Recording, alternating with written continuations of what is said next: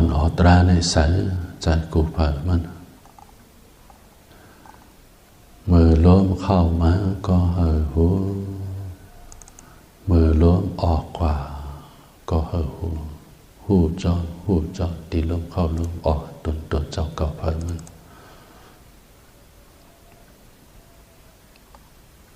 มังเจอยามาตีป้องเวียบนี่ก็ป้องยา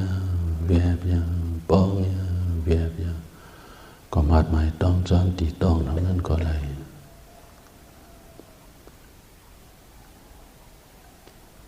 ปอดดังหน้ามันเขาแผ่เดินสมาธิอ่อนตังเอาตีล้มเข้าล้มออกแลสังเอาตีป้องเวียบแลสังปอดอ่อนตอนเนี่ยเอาตึกป้องค้าจะเอาหนิมนั่นก้อยเพราะอาจารย์เขานี้มากำเนิดได้เอาสติเนียนปัญญาเขาจอบด้วยจิโกต่อไปตินนะอันเจ้าก็ใกล้ลาดว่าตีเงาตราอันว่านั้นมันใกล้ๆมีตีละมันใกล้ๆปอตีละยกเตียในกามใจอุตุอาระขึงปองมันเสียเลยพูดปอเป็นว่าพูดปอเป็นว่าอยู่กูโจข้าวยากยกเตียถัดลิ้นถัดน้ำถัดไฟถัดลมอันนี้เป็นมาพุทธรูปสีเปิงอิงมาพุทธรูปสีเปิงพูดปองขึ้นมาสมขึ้นเป็นอุปาทายรูปเนี่ยสมิสาวสียกเตียนี่ห่มล้อกันทั้งหมดมีอยู่28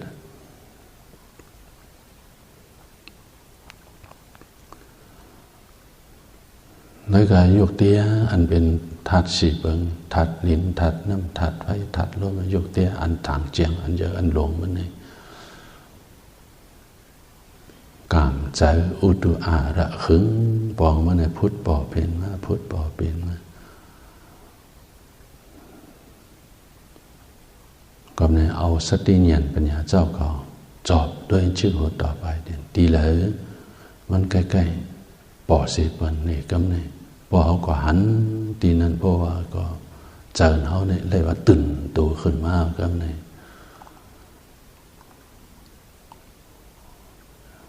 กับเขาปูนนั้นฝ่ายหลังวันเขาเนี่ยลืมตัวลืมคิดมันหน้อดับไปอยู่สัมพอมันตื่นตัวพอเขาหันลองมันสั่นพินพรมันตอดมันเตี้ยนตื่นตัวขึ้นมังเจอก็เงาตราตีในเจ้าชายลาดนี่ข้ายังไปปองเจอนี่ไปปะหันลีนี่เอาสติปัญญาก็ด้วยจอมตีเห็นเส้นเลือดชีพจรนั่นนะเอามือเขาขอนหนึ่งก็ยิบตีเส้นเลือดชีพจรของเขานั้นตรอกก็อยู่ตีนั้นก่อนนะไว้ว่างจะเป็นกลาง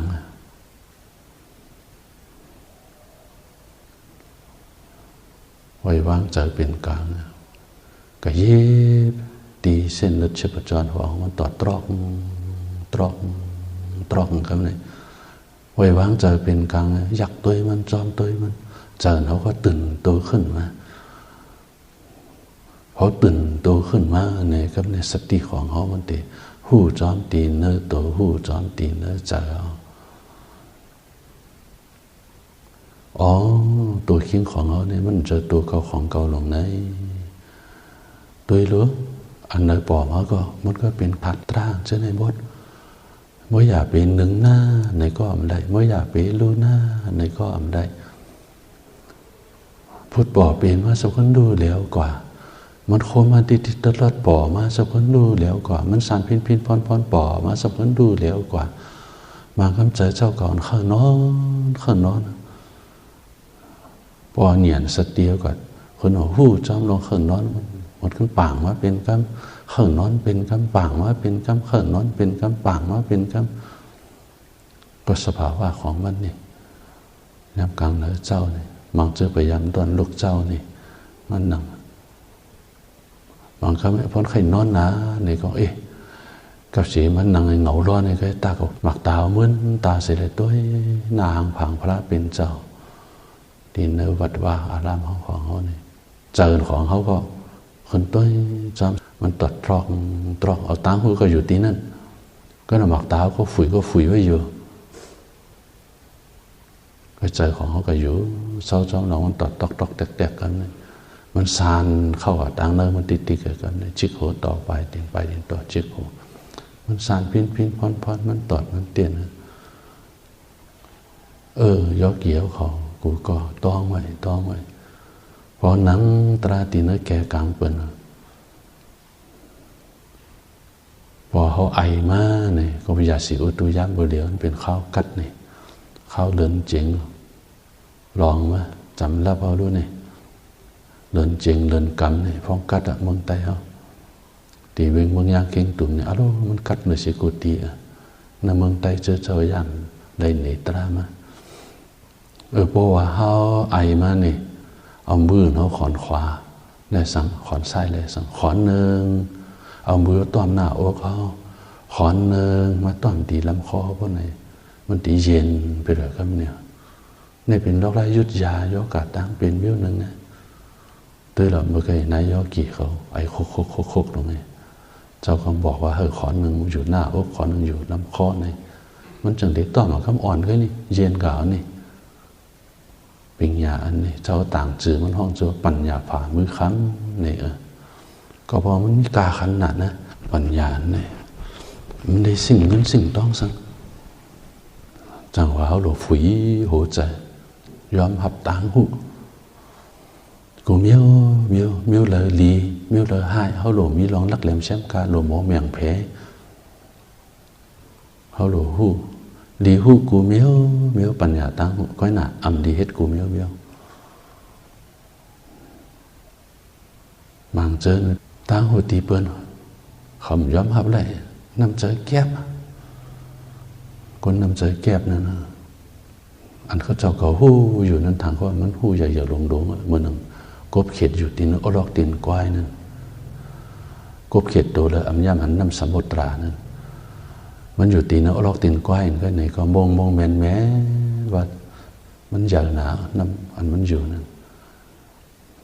กบเข็ดอันยามหันน้ำสมุทรานี่โอ้มันใหญ่นอนี่ตาหูกวนก็เหมือนนั้นก็อะไรมันมีตาหูแก็บน้ำใจแก็บนั่นเพราะว่าก็ตีตาหูตีเปิ้นมันขย้อมครับว่าเจ้าเก่าหูเลยเปิ้นแก่เลยเปิ้นตาเสียคนเยอะนะลาดหยาบสอนหยาบเพราะว่าเขาฝุ่ยหัวใจกว้างๆไงตาหูตาหันวิเลยเสียมว่าเปิ้นลาดมาเขาเฮหูทอมจังว่าหลีเจ็ดด้วยห้างตัวเจ้าก็จังว่าทัดสังด้วยห้างตัวเจ้าก็อันเนื้อมันดีพอถึงดันที่เอามาเจอตีตอนพอเอาตีขึ้นอย่างบางสงไหลนี่ก็เขาฝึกเอาข้ามเนี่ย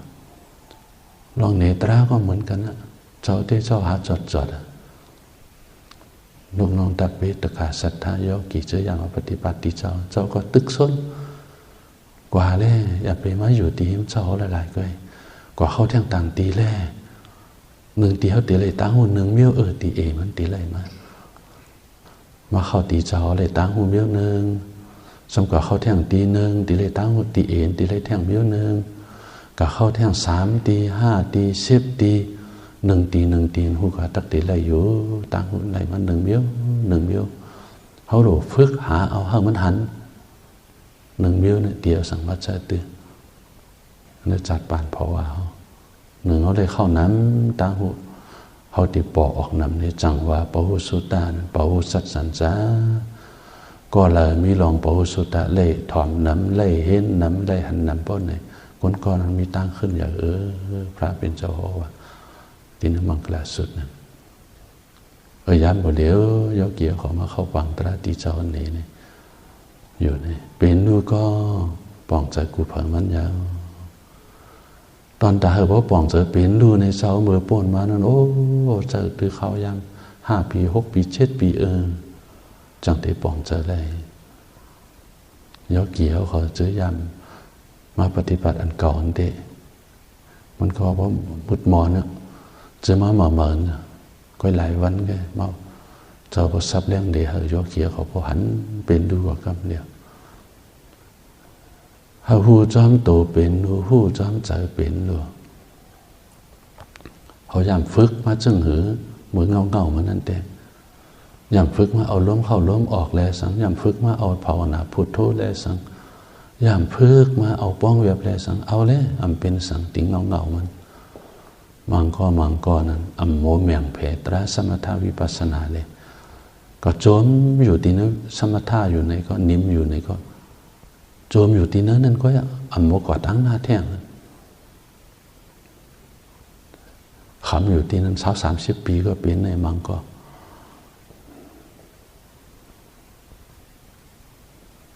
โยเกียเขามาเข้าปางตราที่ไหนเจ้าเขาทราบเลี้ยงเดียตราอันไหนเป็นสมถะตราอันไหนเป็นวิปัสสนา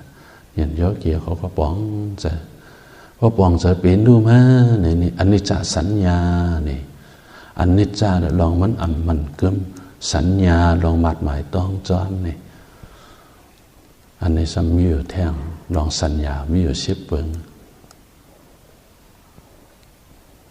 บางเจอที่สัญญา9 เปิงป้าจำอานาปานสติเ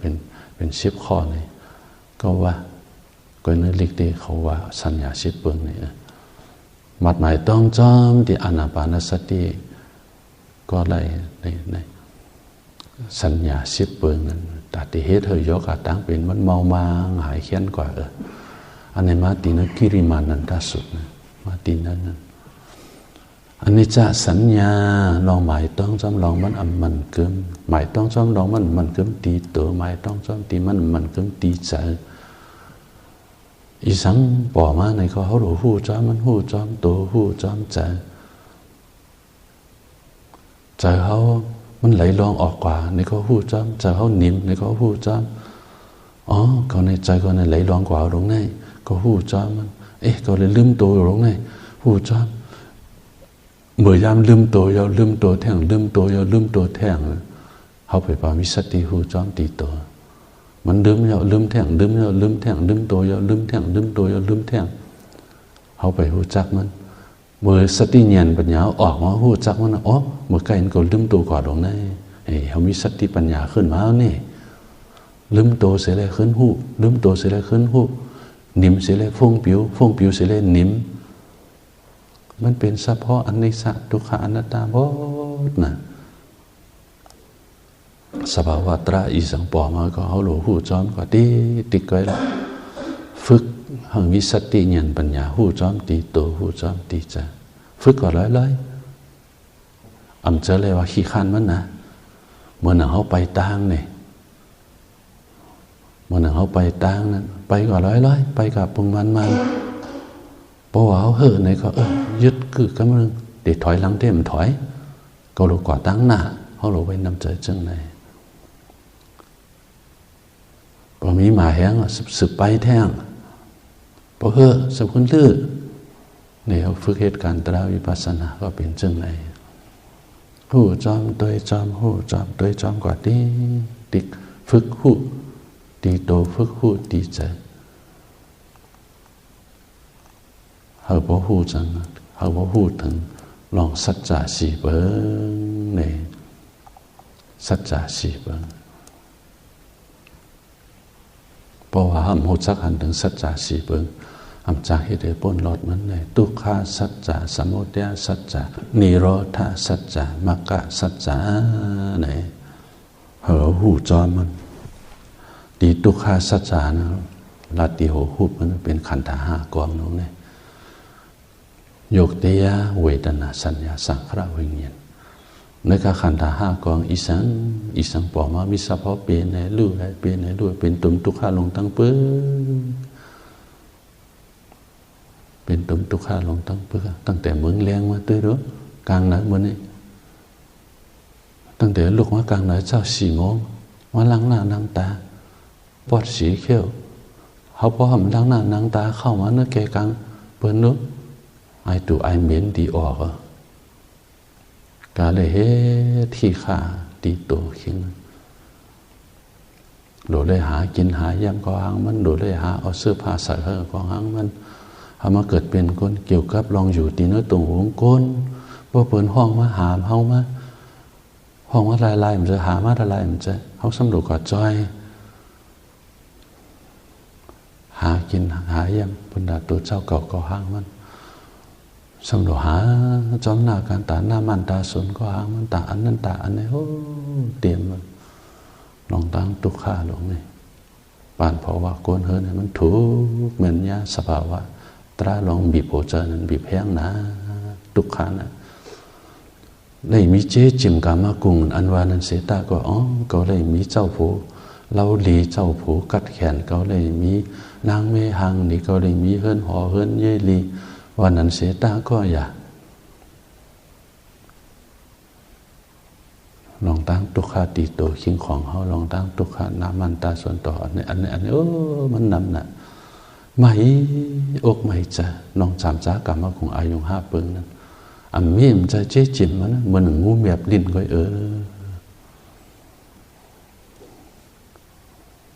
ในจำจ้ากรรมมาคงอายุตรา5 ปีได้อยู่ด้วยกันนอนด้วยกันหันหน้าหันตากันเปียวมนเสือเจอนั้นวานนั้นเสตาก็อย่าเจ๊จิมของมันเมื่อ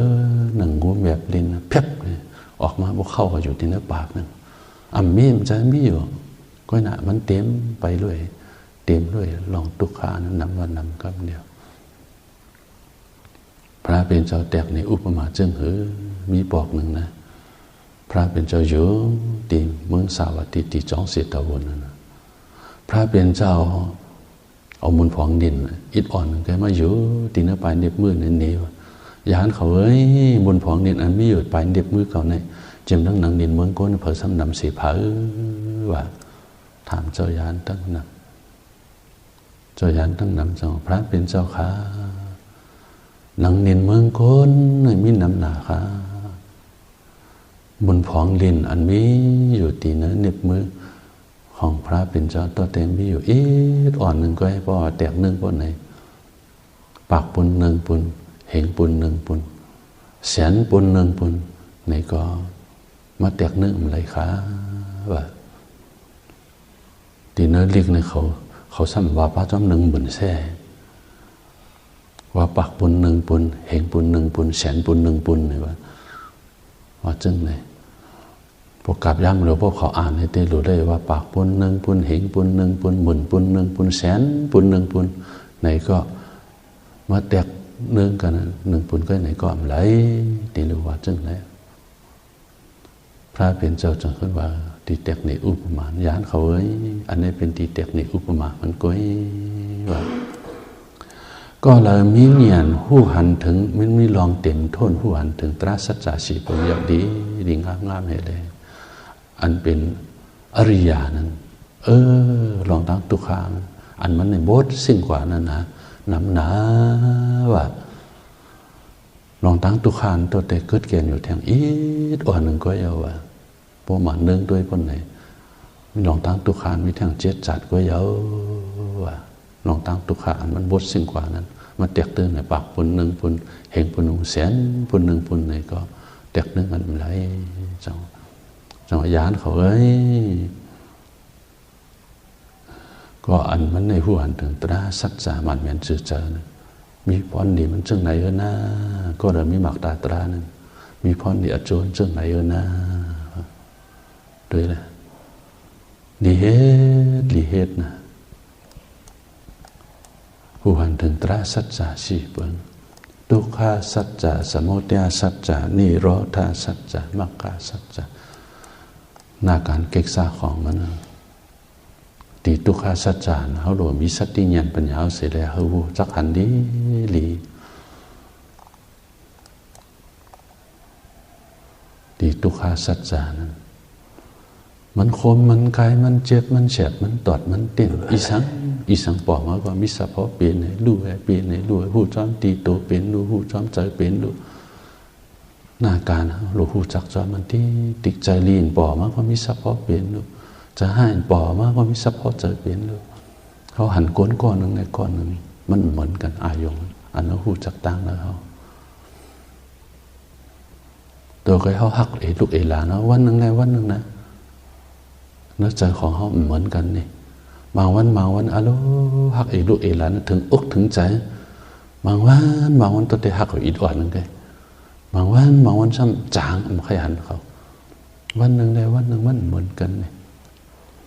เขาหันก้อนหนึ่งในก้อนหนึ่งมันเหมือนกันเนี่ยอันลองหูดสักตั้งนั้นของเขานี่เขาโดนมีสติญาณปัญญาเสียเลยหูจอมตีโตเป็นดูหูจอมตีเจอเป็นดูพอเขาตีฝึกด้วยจอมตีเจอวันไหนบางเจอว่าอะโลเจอเสียตีด้วยจอมเจอเนี่ยมันตัวหยาบนะแต่ตีกับยอบตีมันยอบหยาบนะโอ้เขาว่าเขาเจอเขาก็น่ะลอกลายตัวมันเขากับตีกับข่มเต็กมันเลยตียอบอมยิ้วนั่นแหละพอเขาตัวจอมเจอนะโดยจอมเจอนะจังหวะเจตานุปัสสนาเจตาเนี่ยเป็นข้อหนึ่งเจอนี่อันนู้นข้อหนึ่งปัสสนาหันนี่อันนู้นนั้นมันอันหนักอติเป็นมินำนะจอมในก็ว่าหันจอมเจอหันจอมเจอเป็นดูหันจอมเจอเป็นดูตัวอย่างมันนะปกติตัวจอมเจอนี่ลอกลายตัวมันมีอยู่16ข้อในเจตานุปัสสนานั้นนี่บอกไว้เขาฝึกด้วยจอมเจอพิจารพอดอ่อนดังลีนะถ้าหูจอมเจอพิจารพอดดีๆเสียเลยปล่อยวางไปพอหูจักเจอพิจารพอดลีในพวกไหนเจอนึงก็เขาติดหมอตัวกว่าเจอพิจารพอดอันนั้นก็มันเจ๊กใจเขาในก็มันเจ๊กใจเขาโอ้สัมพอออกมาเจอพิจารพอดมาเนี่ยสมควรดูกว่าอยู่ๆมาอันนั้นก็มันเจ๊กใจเจอพิจารพอดสัมพอปล่อมาสมควรดูกว่าฝึกด้วยจอมเจอพิจารพอดลีเลยเจอพิจารพอดเลยไม่อยากไปออกหน้าเนี่ยห้ามสีมันก็ไม่ไหลเขาเพิ่นเป็นอนัตตาสัพพะตระอันเป็นพอใจเขานั่นนะหนึ่งวันเนี่ยมันปอน้ำหนานี่ล่ะโดยเขาตีกาเอาข้าวกินข้าวน้ำตาลกินเขาตีเอาตาเข้านั่นไงเบื่อกับเข้าแถวนั่นไงมังปอกมังเลยนั่นน่ะก็ตั้งนานไปถึงอีดึงเขาสมอยู่ตั้งหนึ่งสมค่อยกว่าฟ้าจะพิจารณาว่าออกคนนี่หลวงพ่อจ้ามาเมื่อย้ำอย่างนั้นนะอย่าไปทางออกปากเขากิเลสจะพิจารณาจะลำต้อซาจะพิจารณาอย่าไปกอดทางออกปากเขาหลวงมีสติผู้จ้าตีตัวใจเขาตัวใครเขาลงสิโคอะไรกว่าก็เพราะนางผอหนาเย้าเขาลงกว่าในก็มาบอกจะพิจารณามันออกคนนี่ออกจึงเหอะเบื่อเขามาขึ้นมันนางพอนานแคบตีนเขาไว้ลีอยู่เบื่อเขาลงไปด่าแคบตีนของเขาขวานหนึ่งก็อยู่ตีหนึ่งขวานหนึ่งซ้ำก็อยู่ตีหนึ่งเนื้อใจของเขาจะพิจารณาพอออกมามองบอกนี่เผยเนาะเป็นก้อนแล้วย่อกี่ก้อนแล้วมัดถิบใส่แคบตีนเขาซ้ำเพราะมีตาด้วยใครกันหลาจะพิจารณาสมมติใครว่านี่จะพิจารณาให้มันออกน้ำหนักมังบอกมังเลยนั้นเพื่อนเขาแคบตีนเอาไว้ขึ้นมาเนี่ยอำจะเลยว่ายกกี่เผยมาป้องใส่มังบอกมีแมวอ่อนหมาอ่อนมาป้องใส่ว่าแคบตีนเขามันขายต่างตีก็ให้พอหันปุ๊บวันนึงเขาจะพิจารณาพอออกมาจังหวะคนก็ระมันมีตราบันเดียวหูจักอัดจ้องอัดโจมันลองอัดจ้องอันนี้ลองอัดโจอันนี้เป็นเผยมาป้องใส่ป้องใส่ก็ยาวก็มันเป็นหนึ่งธรรมดามันจะพิจารณาป่อมาในข่าวผู้จักมันจะพิจารณานี่เขาได้วิปัสสนาเนียนกำหนึ่งอันนิจจสัญญานี่กุโสอันนี้เป็นวิปัสสนากุโสเนียนอันหันดองมันเป็นมันรู้เมื่อว่าเจ้าเลยซับแล้วดีกว่าเวลามาปุ่งน้านั้นด้วยหรือนอกศาสนานั่นนะพระอรหันต์เวลามาพรามนั้นปุ่งน้านั้นเลยดูตานบ้านเงินบ้านคำบ้านตองหนึ่งเยอะใน84,000 เหง84,000 เหงนะเลยดูตานหลายเยอะเป็น84,000 เหง84,000 เหงนะสัมปนั้นวันนั้นตั้งในหลุดตานนำเอาสัมปตันแม่นำหลายเย้าว่าเพราะน่ะเมื่อย้ำในหลุดตานจึงหลอกศาสนานะอมิตรกินเนยาเสก็อันติเหตุเจอสัมปจึงจากเขาเสเลยมาหับตั้งดูอันทึกอันเบียดอันมันจะนั้นมีใครปกโกเลยหลวนลุ่มนะติสอดาปันผู้อันตาเต็มโทษเนยตั้งหันนั่นสอดาปฏิมาโพนั้นกองก็ใน เนื้อศาสนากุศลแม้ต้นเลยเสียในรูตันดอกศาสนาสงตานแม่นำไหลนั่นลองตาหน้านะขึ้นกว่าถึงตีกำเนิดหนังว่านี่น้องในกุศลมันพอดีมันอยากต้นนำสิกูเจออันนี้จะสัญญาเจอพองเล็ดนิ้วมือลัดนิ้วมือเก็บคำอ่อนไงกุศลมันเยอะเดือดเสียเจอนั่นนี่เขาหูจักจะพิจารปอดเก็บคำอ่อนไงนี่ก็กุศลเยอะเดือดเสียเจอนั่นก่อนกอบในเขาโลฝุ่ยหัวใจเสียในย้อมฮับไงตีตุคาสัจจานเขาโลเขาหูจักลีตีสมุทัยสัจจานี่เขาโลปากแปดมันเจอตัณหาของเขานั่นน่ะอันนั้นข้าไล่อันนั้นข้าไล่อันนี้นะวันนั้นใครหันหางผางใครยินเสียงใครดวงไอหอมไอวิใครอันนี้หางผางเสียงไออายาสาตั้งตุ้มเตยเนี้ยพุทธปายงตีเนื้อตัวเนื้อขิงของเขาเจอตีตัณหาเจอข้าไล่ของเขานั่นเขาโลฝึกปากแปดปล่อยแปดติ๊กปล่อยวางแปดปล่อยวางแปดนี่ลองอันนั้นสมรสเจอตื้อสั่งอันนี้เขาโลเจอตื้อลองแถมตาหน้าพอฝึกตาหน้าปล่อยวางฝึกหรือฝึกด้านตีนี่ใจของเขาตั้งเนื้อตัณหาก็มันตีฝึกปล่อยเลยก็ง่ายกว่าติ๊กอันนี้ตีสมุทัยสัจจานเขาโลปากแปดตีนิโรธาสัจจานเขาโลฝึกหันสือหน้าต่อตาเมื่อยามหันขันถาเป็นดูข้างหนึ่งไปน้องตั้งยิ้มเย็นเขาหุบหันอีกหนึ่งแก็บหนึ่งคำติ๊กนี่ความสอนพระเป็นเจ้าเนี่ยหนึ่งเขาไปทุกขะหนึ่งสำชันติญาทุกขะหนึ่งเขาหูจักทุกขะหนึ่งสำชันติเลยสุขะกัจเย็นเสือสานะเขาหูจักทุกขะน้ำก็คือก็น้องสุขะกัจเย็นเสือสาตีนกเนื้อเจ้าตีป่อมันน้ำกันนั่นเนี่ยนี่เด็กความสอนพระเป็นเจ้าเนี่ยตีนิโรธาสัจจานหันเสือหน้าต่อตาตีมรรคสัจจานสำรุปแผ่เดินติ๊กพอเขาแผ่เดินตีวิปัสสนามากอ่อนดังวิปัสสนามากเนี่ยนั่นขันถาเป็นรู้อันไหนนี่เขาแผ่เดินนำติ๊กพอโลกุตระมากป่อมานั่นเด็กเก็บคำอ่อนกันมันยาวตัวกว่าคำเดียวจันนั้นวิปัสสนามากโลกุตระมากวิปัสสนามากในน้ำกัดมันมีอยู่สองเกษาตีขันธาก็จนปล่อยวางเป็ดตีกิเลสก็จนปล่อยวางเป็ดตีโลกุตระมากน้ำกัดมีอยู่สามเกษาตีขันธาก็จนปล่อยวางเป็ดตีกิเลสก็จนปล่อยวางเป็ดตีในป่านก็มันหันนี่โลกุตระมากนะเป็นเชิงเอาตัวขันธาเป็นดูกว่าอ่ำกำกำมันตีสุดกว่าตนาตาเขาอยู่มังกรบนไฟฟ้ามาสดพรุบนี่หันเป็นสุดกว่ามังกรบนเปิลเอามีดมาตัดทรึดนี่หันเป็นสุดกว่าจูพองตัวเป็นดูสุดกว่าเตนาตาเจ้าเก่าเสร็จเลยเข้าสู่มรรคผลกว่าเสีย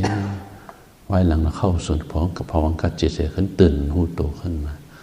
เขาเหตุการณ์ตราถึงตีแล้วจังตีย่อตัวหนึ่งตัวหันขันธาเป็นดูสองหันขันธาเป็นดูป้อจันสามหันขันธาเป็นดูป้อสุดจังตีย่อตัวตาเทียบหันขันธาเป็นดูสุดนั่นก็เขารู้สึกตัวเป็นดูกว่าที่ติดภายหน้าเป็นดูภายหลังเงียนจอมหูลูแลหูกึกกันเตเจียวหันเนปันหันอันละเฮยักมักอันละเฮเอาผ้าเป็ดเขาลุ่มอ่อนสึกด้วยตราเนื้อตัวเนื้อเจ้าก็พอมันกว่าผู้อันเปิดปาตราติเปิดปาผู้นั้นอยู่ตราติเปิดปาผู้นั้นอยู่เขายานมีกาขันเขายานมีกาขันอ่อนกันใจเขายานให้เป็นพรนิกูภามัน